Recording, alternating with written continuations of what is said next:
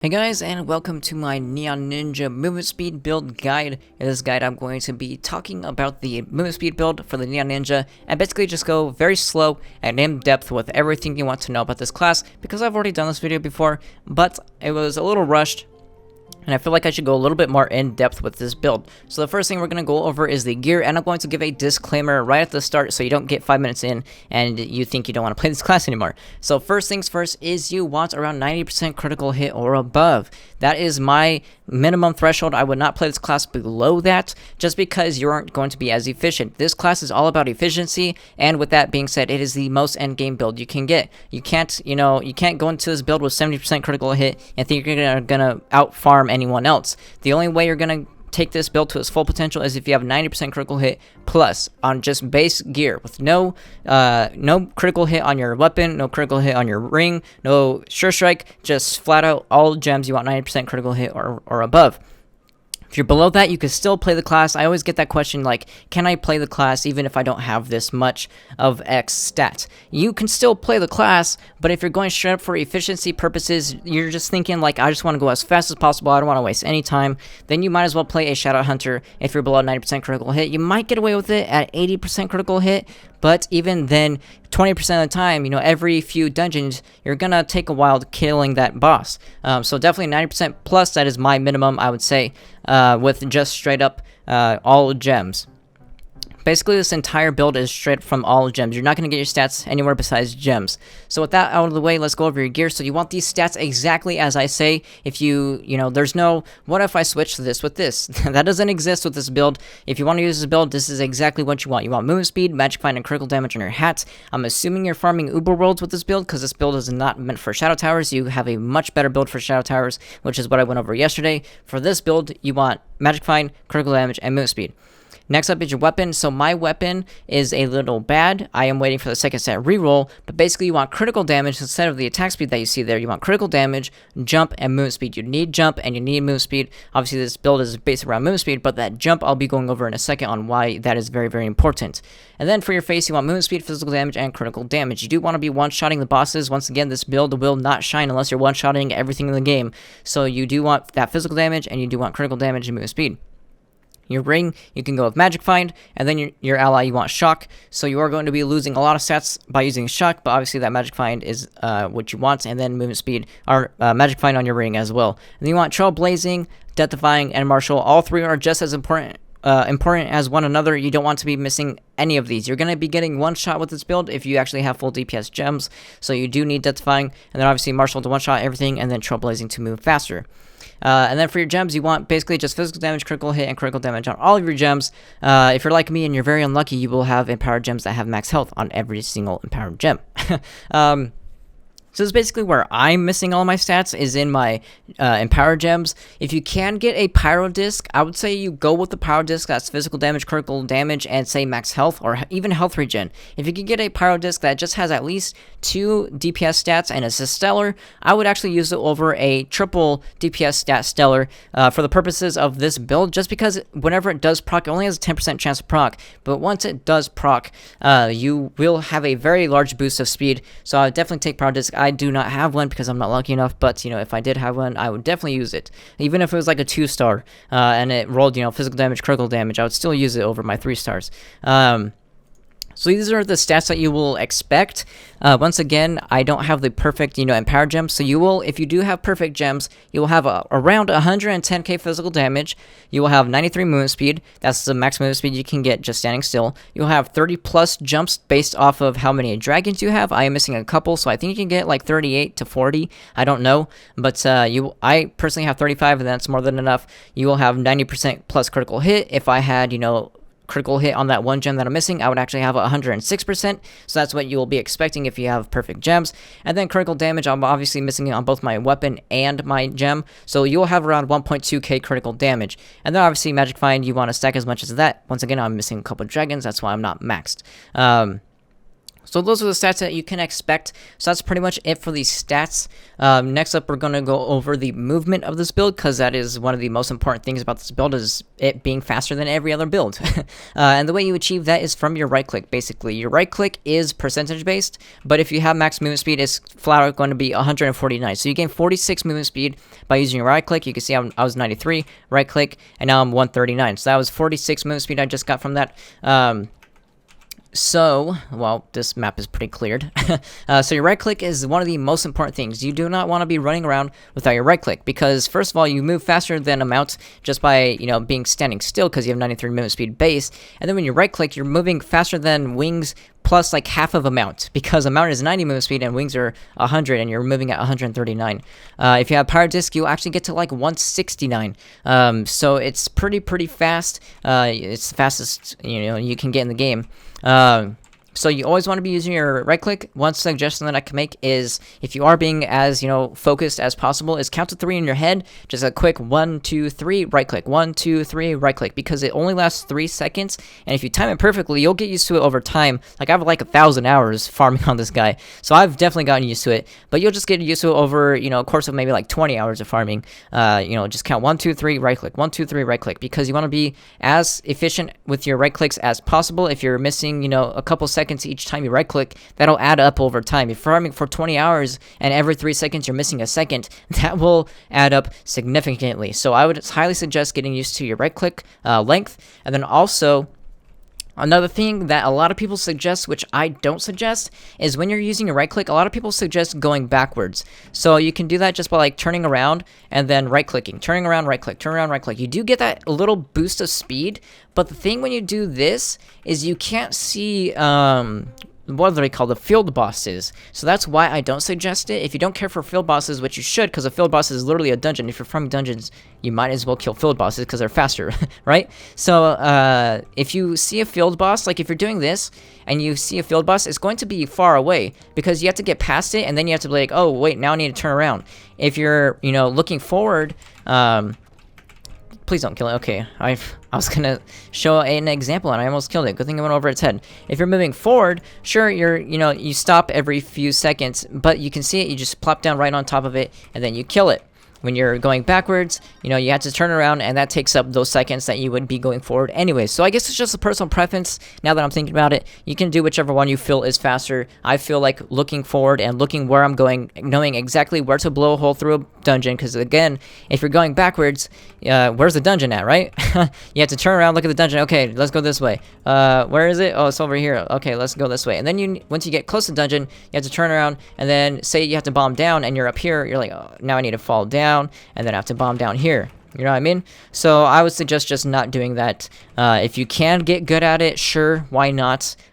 Just, playing thousands of hours, I have found it not worth it.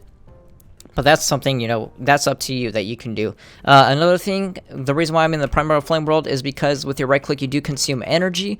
So a lot of the time you're going to be, stuck. Say there's like no land around me, and it's just pure lava. There are times where it's just pure lava for miles and miles and miles, and you're out of energy. The thing you can do there is just use your wings. So I'm out of energy. I'm going to wait till I'm up.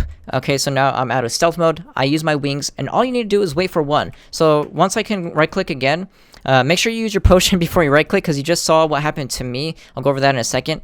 But basically, just back on track, you only need 1 flip worth of energy, and then you can keep going. If you run out of jumps, just hop on your boat and then keep jumping as well. But you only need 1 little right-click of energy. That way, hopefully by time you're out of your stealth mode, you'll hit some land. If you don't hit land by time you're out of stealth mode again, just use your wings again. All you need to do, that's all you need to cycle out is, so let's spam through some energy.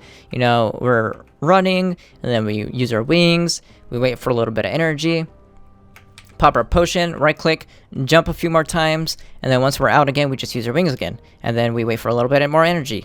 And this is the fastest way you can go if you cannot find any land. And that moves on to the next step, always stick to land. The only time you ever want to jump above land is if it's going uphill, because there are times where it's a 2-block high hill and you don't want to risk it. You don't want to come here and just get stuck and then you have to right click around, because when you're going super fast, that just kills your momentum. This whole build is about momentum. So definitely if you're going uphill, you want to jump over it. But if you're just going straight, say like this, we're just going straight along the road, you want to definitely always stick to the land, because you want to not use you want to use energy as little as possible. You always want to be gaining energy, because this entire build is about having energy without having energy regen on your gear. So always stick to the ground. Next up, another tip is always have bombs with you. Remember, this build is all about momentum, and Tank Turtle kills your momentum because it ruins your movement speed. It straight up drops you half of your movement speed, and then also it has like a 1.5 second cooldown between bombs.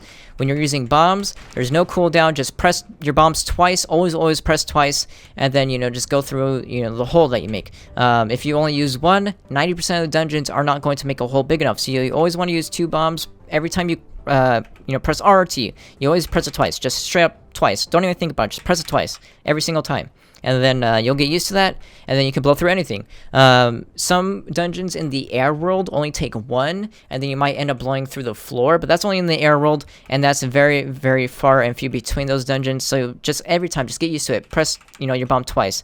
Try to aim perfectly, so you want to get it to where you're actually flying through the air, going super fast, and you want to get both your bombs to land in the same spot. So that's just something that you're going to have to get used to and get good at. Over time, you'll get very good at throwing bombs in the same spot. And you always want to hit your bell in the same spot so it blows a hole, as you can see.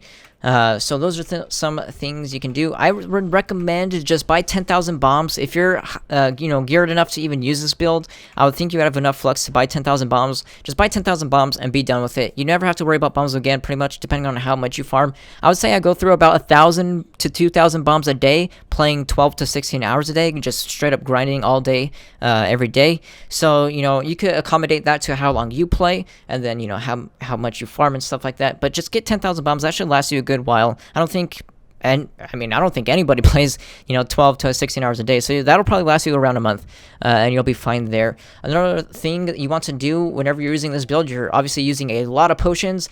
Every time you see a cornerstone, use it. Make sure you have enough rejuvenation stations along the floor of your cornerstone to where you just click the cornerstone, and if you spam E, you're going to hit something. Always make sure you have that. You can just fill up the entire thing with rejuvenation stations if you want to lag out your game, but this is good enough for me, just doing, around the corners and then in the middle, each corner in the middle, because literally wherever I look, I will press a rejuvenation station. You want to make sure you have that. Even if you're only at 16 charges, and you see another one, say like I just hit that one and I use a potion and then I jump over here, I'm like, wait, here's another one. Click it, because there's a reason for that. One potion charge will get you very far. A trailblazing lasts 10 seconds. I can't click that one. Trailblazing lasts 10 seconds. So one potion charge will give you 10 seconds of more movement speed, and there are times where there's no cornerstone anywhere to be found, and that 10 seconds can carry you very far. So you definitely want to make sure you're hitting every single cornerstone you see and always filling up your charges. If you do ever run out of charges, say you just cannot find any cornerstone, and you do finally end up, you're out of charges, you're just flying along. If you're going to be flying along like this, and say you have 0 charges, let's just blow through them to visually look at that. So, I'm spamming through, spamming, and then now I'm out, and now I'm flying, and I don't see anything in sight. So, there's nothing in sight, there's no cornerstone, there's no land, there's no nothing. You might as well just type /respawn, spawn at your last cornerstone, and then go the opposite direction that you're going. So I was going up, so now I'm going to go right. So that's one way to get around running out of charges if you ever do run out of charges. Another thing is always skip swarm dungeons. So if you ever see the 30-star dungeon, so definitely get acquainted to the look of every single dungeon. Every time you look at a 1-star dungeon, you should know exactly what's going to spawn there, be it a boss or a 4 minion spawner, the one that just spawns in 2 waves, or a 30 minion spawner or a 10 minion spawner. You want to know exactly every single dungeon that will spawn them, because like these 2 dungeons will 100% of the time always spawn a boss. There's a different variation of this church that will actually spawn a spawner that will spawn 2 first and then 4 second. You always want to get used to that. And then obviously that one spawns 30, and that one always spawn, or that one can be half and half. That one can spawn either a boss or the 4 I don't know what they're called. I just call them 4 swarms. But if you ever run into 30 swarms or even 10 swarms, there are a couple in the water world that can be either 10 or 30. Just skip them. They will ruin your momentum completely. The way you want to be playing this class is you want to run. You want to be flying through the air. You want to throw some bombs before you hit a dungeon. Fly through the hole. One-shot the boss, and then fly out the hole again. That's all you want to do with this class. If you ever run into swarms, you can't do that. You got to sit here. You got to, hit the totem a little bit, right-click, kill it. Hit it a little bit, right-click, kill it. And it only spawns 5 at a time. So when you got to kill 30, you're going to have to sit there for at least, 25 seconds. So just don't even bother. It's faster to kill like 3 dungeons in the time you can do 1. So always skip those. And that's pretty much it. I guess a couple other extra little tips or, just some insights on the movement of this build. You always want to click your potion before you go into stealth mode. I know I've shown that earlier, and I forgot to come back to it. The reason why you never want to use your potion once you're in stealth mode, because it takes you out of stealth mode, and then you just have to use more energy. If you're flying through the air, there just goes more energy. Always also don't use trailblazing if you already have it on top of you. If you go into a dungeon, most of these are killed, so I can't really show. But let's pretend this is a boss, and I just popped my trailblazing, and I'm right here. I blow through the hole, and I get to the boss. Then you would actually use another potion because you want to one-shot the boss, no matter what. So if you can use potions overlapping if you get to a boss, but if you're not at a boss, never ever overlap your trailblazings, because that's literally 10 seconds that you would waste. Also, it would take you out of stealth mode, which is another flip that you have to do, and if there's no land in sight, that's more energy that you don't have to be moving, and then you're going to have to use your wings, and it just all comes together to be less efficient. Another thing is you never want to right-click twice in a row. Sometimes that happens to me where I accidentally right-click twice. Sometimes if you right-click near the end of your stealth mode, it will actually bring you out of stealth mode prematurely, and then you're going to have to right-click twice for one stealth mode. I guess I could show it. Hopefully I can get it. So let's say I'm running along, and I'm counting to 3, but let's say I'm like 0.2 seconds off. So let's count to 3. So 1, 2, 3, and I right click again. See how I'm still in stealth mode, but let's be a little bit faster. So let's go 1, 2, right click. Okay, so I can't get it. Sometimes it's pretty hard to get, but sometimes it does it.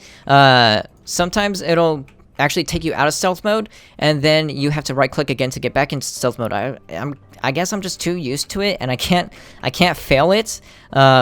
But it will happen sometimes. Maybe it was a bug and it's fixed. I don't know, but it was happening to me. So you definitely want to avoid, overlapping the doing it right before you come out of stealth mode. That's the times that I found it is right the second I'm about to come out of stealth mode and I right click, it'll actually take me out of stealth mode, and then I have to right click again and put me in, which is obviously 2 flips for 1 stealth mode, which is twice less the efficiency. I don't know how to like term that. It's less efficient because then you run out of energy, and we go into the same process. You run out of energy, you're going to use your wings, and you're going to wait for your energy to come back, and it all adds up.